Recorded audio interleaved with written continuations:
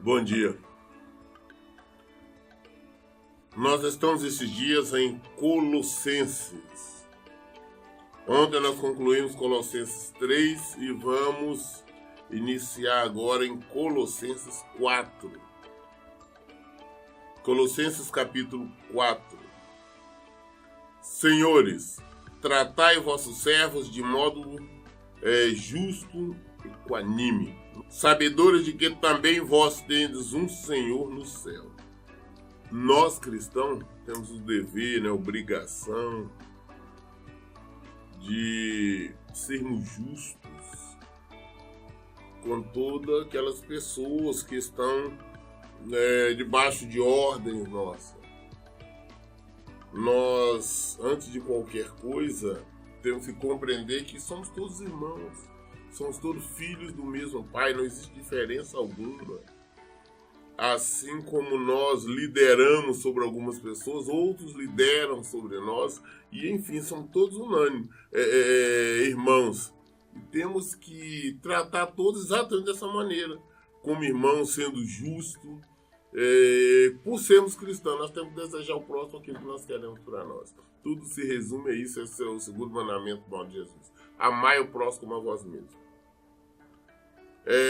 Perseverai na oração, vigiando com ações de graça. Quando eu falar perseverar em oração, nós devemos orar sempre. E em todo tempo, que não podemos estar orando em espírito. Nós estamos dirigindo, nós estamos no trânsito, nós estamos em casa, estamos no trabalho, onde quer que estejamos, não podemos estar em oração. Espírito de oração, estamos orando em espírito.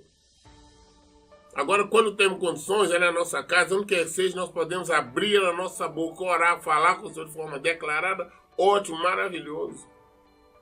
Vamos aprender, gente, antes de nós sairmos do nosso trabalho, antes de nós alimentarmos, antes de qualquer coisa, orarmos, agradecer, sempre render cultos de ação de graça, orações de ações de graça, agradecer o Senhor em tudo, agradecer o Senhor por tudo que nós temos, por tudo que nós fazemos e principalmente pelo que nós somos. Sempre andarmos em oração, perseverar em orações, porque se nós queremos alguma coisa, nós falamos com o Pai, e oração nada mais é que um diálogo, uma conversa com o Pai. Então, se nós podemos, temos condição, o tempo todo estejamos conversando, dialogando com o nosso Pai, que tudo ouve e responde de acordo com os nossos pedidos. Rogai ao mesmo tempo, de igual maneira, por nós, para que Deus abra uma porta para a nossa mensagem, a fim de que possamos proclamar o ministério do Cristo para o qual estou preso. Orar para que Paulo está pedindo que ore para ele, para que se abra a porta, condições de ele estar levando a mensagem do Evangelho de Jesus Cristo. Da mesma forma, nós pedimos também, nós devemos sempre estar orando para que abram porta, para que as pessoas, lugares, recebam o Evangelho. Para que o Evangelho seja conduzido, levado até todos que precisam ouvir. Que crie situações, condições da mensagem, o Evangelho de Jesus Cristo, chega a todos que precisam ouvir. Que abram-se portas para que a mensagem seja levada em nome de Jesus. Orai para que eu consiga manifestá-lo francamente, como me cumpre fazê-lo. Portai-vos com sabedoria para com os que estão de fora. Aproveitai ao máximo todas as oportunidades. Sejamos sábios. Não importa qual seja a religião das pessoas. Não, ele é espírita, ele é macumbeiro, não importa.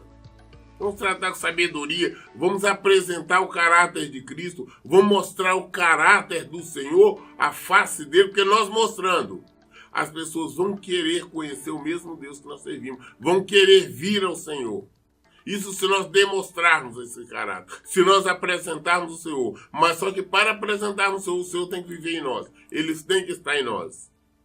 Em todo o tempo. Vamos parar de querer simplesmente condenar outras religiões, outras pessoas. Antes de pensar em condenar quem quer que seja. Condenemos o pecado. E às vezes o pecado habita em nós. Então vamos agir com sabedoria para com todos. E vamos aproveitar todas as oportunidades que temos para apresentar Jesus. para mostrar às pessoas o que é Jesus. Nós não falamos de religião, nós apresentamos ao Senhor. Eu, pessoalmente, sou radicalmente contrário a toda e qualquer religião. Eu falo de Jesus, eu apresento a Jesus, e Jesus não é religião. Que sejamos todos criativos para podermos estar apresentando o Senhor. A vossa maneira de falar seja sempre agradável e bem temperada, com sal, a fim de saber como deveis responder a cada pessoa. Tem alguns crentes que só por olhar para a cara deles, a maneira como eles oram, olha como falam, as pessoas têm até medo. São os crentes que gostam de condenar. Eles condenam os outros pela maneira de vestir, pela maneira de falar, pela maneira de portar. Agora, se nós somos cristãos, se nós somos discípulos de Jesus, nós somos tranquilos, nós somos de paz, nós somos de amor. Nós não estamos para condenar ninguém, ao contrário, nós somos temperantes. Nós apresentamos a face de Cristo. As pessoas têm que ver em nós pessoas tranquilas, pessoas alegres, pessoas felizes. Pessoas de bem com a vida. As pessoas têm que ver em nós não pessoas problemáticas. Não que nós não tenhamos problema, que todos temos, principalmente nós. Podemos ter problema na área financeira, na saúde emocional, todos. Não é por nós sermos cristãos que nós somos isentos desses problemas. Nós temos esses problemas, mas só que esse problema não nos afeta, porque se nós temos Cristo, se nós vivemos em Cristo, nós sabemos que somos vencedores. E nós não chegamos às pessoas para levar problema, ao contrário, nós apresentamos solução, porque nós apresentamos Jesus.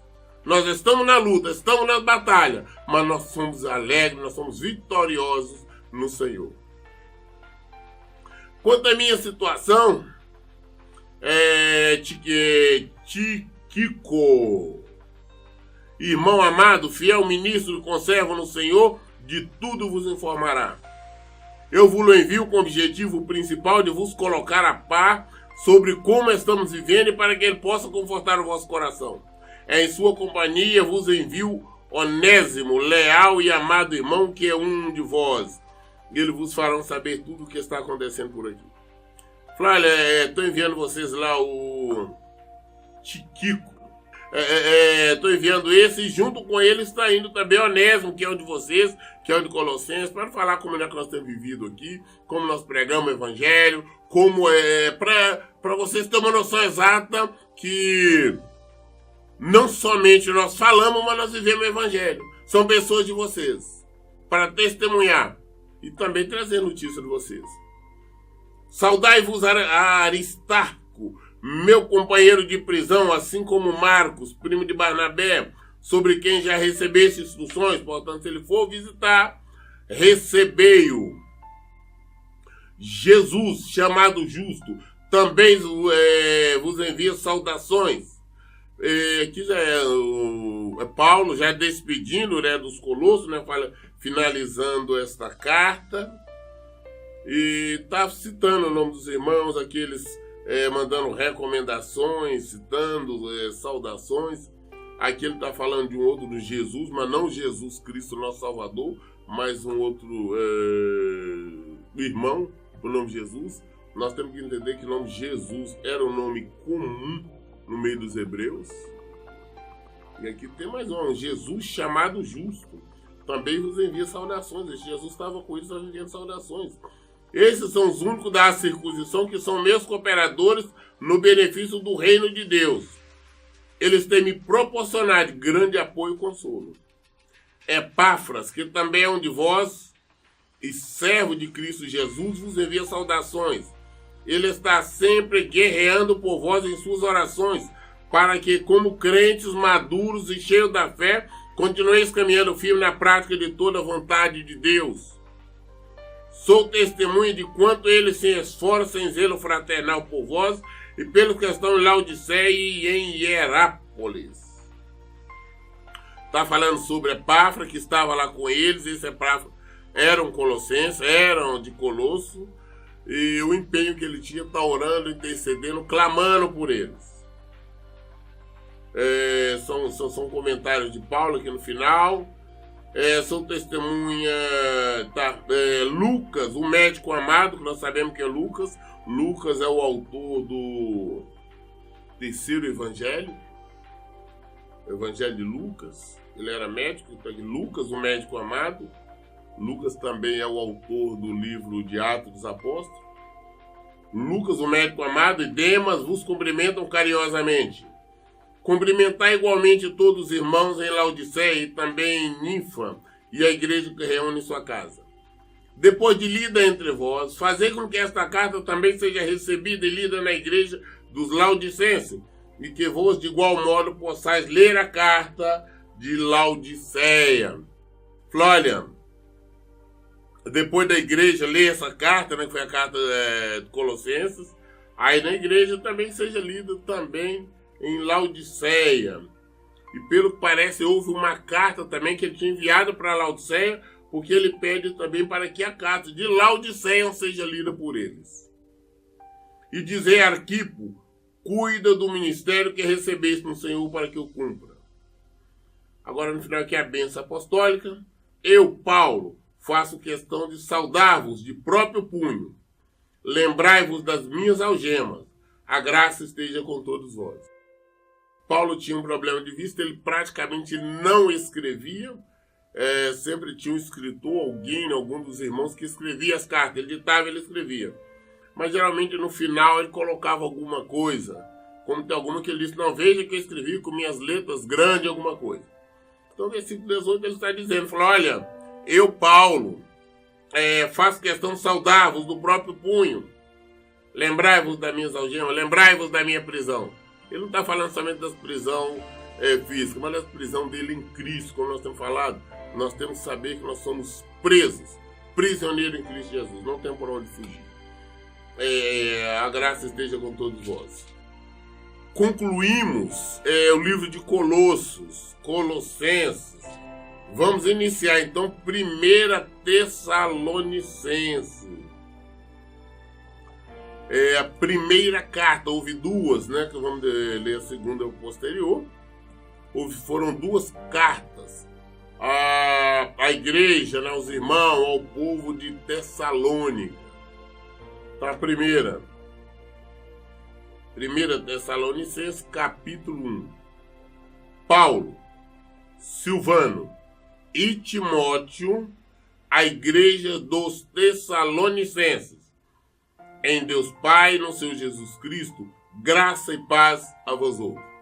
A saudação inicial dele, ele dizendo quem é que está enviando a carta no comentário. É ele, o filho dele amado, Timóteo, que nós sabemos bem quem é, e Silvano também, os três. Sempre agradecemos a Deus por todos vós, mencionando-vos em nossas orações.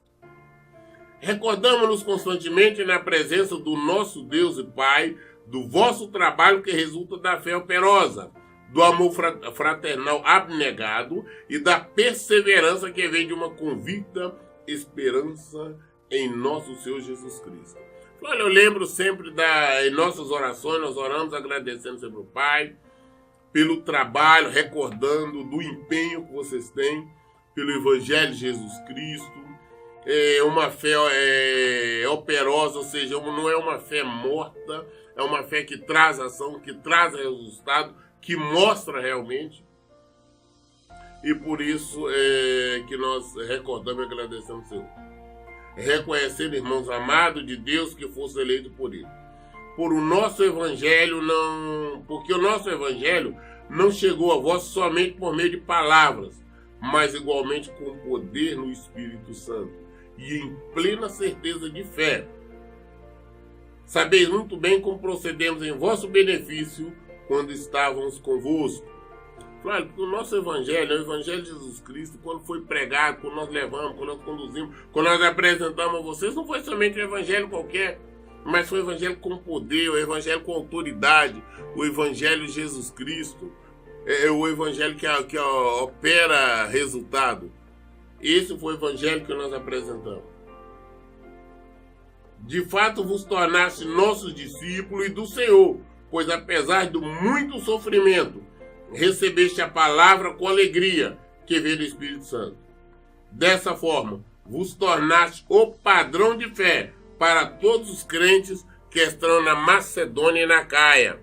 Olha, como vocês receberam o Evangelho, como vocês abraçaram o Evangelho, como vocês estão praticando, vivendo, hoje vocês é padrão, é um exemplo de fé para todos ali na região da Macedônia e da Caia. Porquanto, interrompendo, nós gostaríamos que nós fôssemos esse exemplo de fé. Nós, cristãos, temos essa obrigação. As pessoas têm que ver em nós pessoas de fé. Não é porque são pessoas de fé que vivem fervorosas orações 24 horas, mas é pelo nosso procedimento, pelo nosso comportamento diante, em face de qualquer que seja a situação. Porquanto a partir de vós, não somente a palavra do Senhor foi proclamada na Macedônia e na Caia, mas também a vossa fé em Deus tornou-se conhecida em todos os lugares, a ponto de não ser necessário que acrescentemos mais nada a isto. Porque todos eles relatam de que maneira fomos recebidos por vós e de que maneira vos convertesse dos ídolos a Deus para servir ao Deus vivo e verdadeiro. Então todo mundo é testemunha da forma como levamos o Evangelho, como pregamos o Evangelho e principalmente como receber esse Evangelho. O pessoal de Tessalônica recebeu muito bem o Evangelho, abandonaram os ídolos, abandonaram a idolatria e vieram ao seu Senhor, vieram render-se aos pés do Senhor. E diante disso, a mudança comportamental que houve, como eles passaram a agir, a viver, serviu de exemplo para todos. Enquanto aguardais do céu seu Filho, a quem ele ressuscitou dentre os mortos, Jesus Cristo, que nos livra da ira que certamente virá. Nós aguardamos Jesus Cristo, porque o julgamento, o castigo, o juízo, a ira virá sobre todos. Mas se nós estivermos na presença do Senhor, nós escaparemos. 1 Tessalonicenses capítulo 2. Irmãos, vós mesmos sabeis que não foi inútil a visita que vos fizemos. Apesar de termos sido maltratados e muito ofendidos em Filipos, como era o vosso conhecimento, nosso Deus nos proporcionou uma disposição corajosa para vos anunciar seu Evangelho, em meio a grandes batalhas. Olha, meus amados, a nossa visita a vocês não foi em vão. Nós sabemos disso. Muito pelo contrário, foi proveitosa. Houve muita conversão, as pessoas mudaram, aprenderam o Evangelho, abandonaram os ídolos e vieram a vocês. Apesar de, em Filipos, nós termos sido ofendidos, maltratados, expulsos, escorraçados. Mas, mesmo assim, foi ótimo, foi muito proveitosa por causa de vós. Porque vocês realmente abraçaram o Evangelho, estão vivendo este Evangelho. Pois a nossa exortação não tem origem no pecado, nem tampouco em motivos impuros, muito menos temos qualquer intenção de vos enganar. Pelo contrário, visto que somos homens de Deus, aprovados por Ele, para nos confiar o seu Evangelho, não pregamos para agradar as pessoas, mas sim a Deus que prova o nosso coração. Sabe como foi a nossa pregação, como foi o nosso ensino? Não é uma pregação bajulatória, é somente a verdade, somente o Evangelho. É desta maneira que o Evangelho tem que ser pregado, assim como Paulo pregava. E as pessoas se convertiam, as pessoas aceitavam esse Evangelho. Infelizmente, esse Evangelho que anda escasso. Porque as pessoas hoje, os pregadores hoje, têm uma preocupação de pregar um evangelhozinho light, um evangelho concordante com o pecado, um evangelho tolerante com o erro, com as desobediências, um evangelho para agradar as pessoas, um evangelho para encher templos. Hoje os pregadores querem ser conhecidos, ou melhor, reconhecidos pelo número de membros dos seus templos, pelo número de ovelhas que frequentam os seus templos. Só que essas não são ovelhas do Senhor, são ovelhas dele. Porque eles não pregam Jesus Cristo. Não existe uma exortação sincera. Não existe um chamamento para o abandono do pecado, para o arrependimento. Não existe confrontação. Não existe pregação da salvação. As pessoas estão lotando templos em busca de qualquer coisa, principalmente coisas materiais e físicas, não em busca do Senhor, não em busca da salvação, não preocupado com a salvação. São pregações para agradar. Paulo diz, não, a minha pregação não é para agradar. A nossa pregação é o evangelho somente, é o evangelho da verdade. Então é isso que nós temos que fazer, é isso que nós temos que apresentar. Eu não tenho que estar apresentando o evangelho para agradar as pessoas, para fazer com que as pessoas venham até o meu templo, venham ofertar, venham dizimar, venham trazer qualquer coisa, ou venham trazer somente a sua presença. Eu não posso, o que nós temos que pregar o evangelho para conduzir as pessoas a Cristo, a Jesus. Não devemos ter preocupação em agradar quem quer que seja. Se gostarem ou não gostarem, nós temos que apresentar Jesus. Se não gostarem, que Deus abençoe. Se gostarem, que Deus abençoe. Mas que seja a pregação legítima, este evangelho. Pois a nossa exortação não tem origem no pecado, nem tampouco em motivos impuros. Muito menos temos qualquer intenção de vos enganar.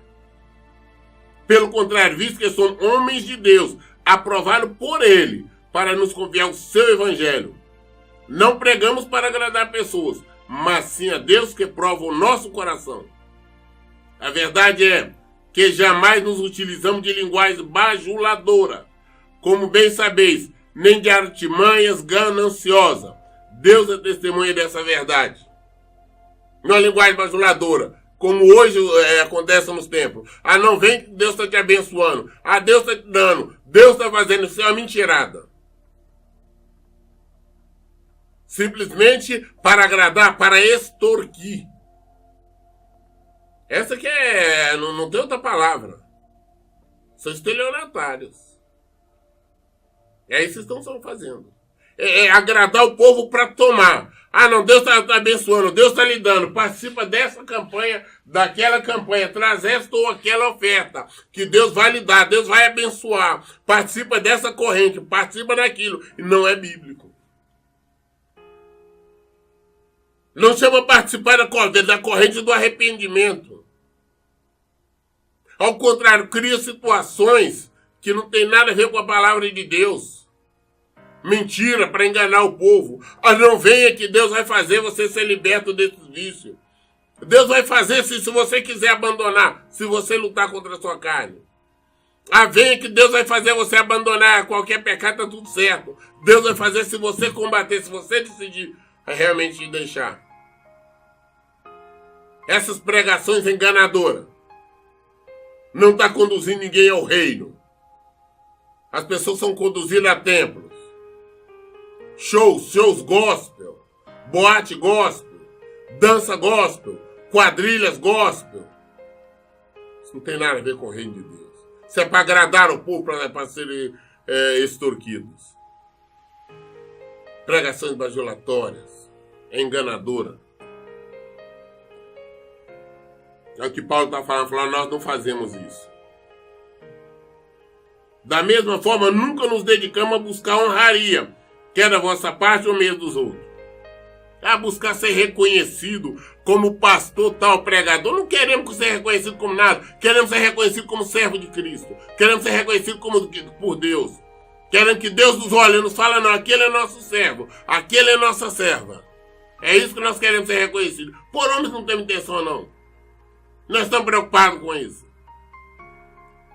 Queremos que o nosso pai, o meu pai, me reconheça como seu filho. É isso que eu desejo. Por homens. Ah, porque eu tenho igreja ou não tenho igreja? Porque eu tenho X ovelha ou deixo de ter? Eu não tenho nenhuma ovelha, quem tem é Cristo. É isso que nós temos. Não temos que querer reunir ovelhas para nós. Quem somos nós? Ovelhas são do Senhor. E não podemos extorquí-la, não podemos roubá-la, não podemos enganá-la, não podemos mentir. Porque nós estamos conduzindo elas à morte. Mas nós também estamos indo, a nossa voz será terrível. Muito embora, como apóstolo de Cristo, pudesse ter solicitado de vós o nosso sustento, todavia agimos entre vós com todo desprendimento, como a mãe que acarinha os próprios filhos. Como apóstolo de Cristo, nós podemos ter pedido a vocês o nosso sustento, pedido a nossa manutenção, mas não pedimos nada. Ao contrário, como mãe que cuida de seus filhos, nós cuidamos de vocês. A nossa preocupação foi levar o leite materno, o leite verdadeiro, o leite que é a palavra de Deus. Este foi o nosso objetivo.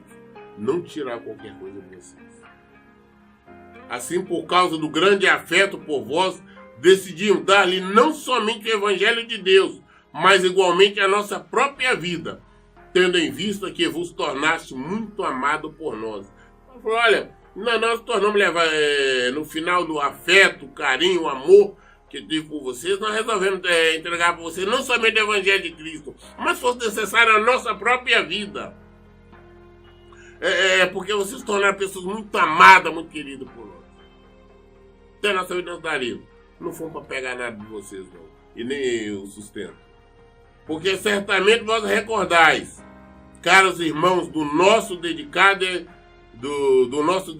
e extenuante ministério, de como, noite e dias, trabalhamos para não vivermos às custas de nenhum de vós, enquanto vós comunicávamos o Evangelho de Deus. Falei, olha, irmãos, vocês lembram que, como nós trabalhávamos dias e noite, para não viver, não dependermos de vocês. Paulo era fazedor de tendas. Ele pregava o Evangelho, mas no momento que não estava pregando o Evangelho, ele estava fazendo tenda, construindo tenda, vendia para se manter. Curtir as despesas dele, as viagens dele, para não depender dos irmãos. Em toda a Escritura você não vai ver em nenhum momento Paulo pedindo ofertas para ele. Como hoje, infelizmente, as igrejas fazem o tempo todo. É oferta pastor para pastor, é tanta coisa.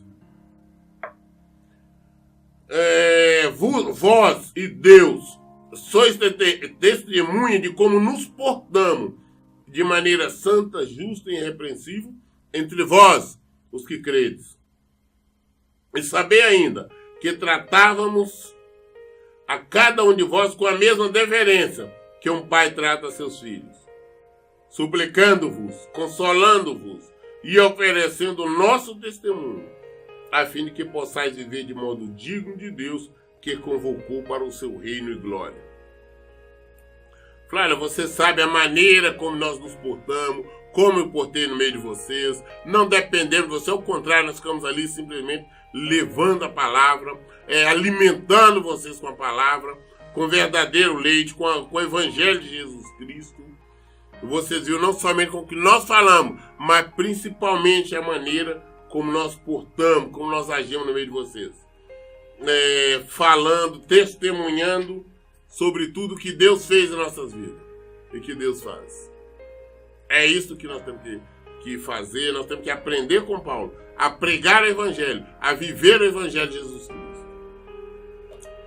Hoje nós lemos, nós concluímos Colossenses, entramos em Tessalonicenses e lemos 1 Tessalonicenses, Mateus capítulo 2, no versículo 12. Amanhã nós continuaremos a partir do versículo 13. Todas as respostas estão na palavra de Deus. Tudo que nós queremos está lá.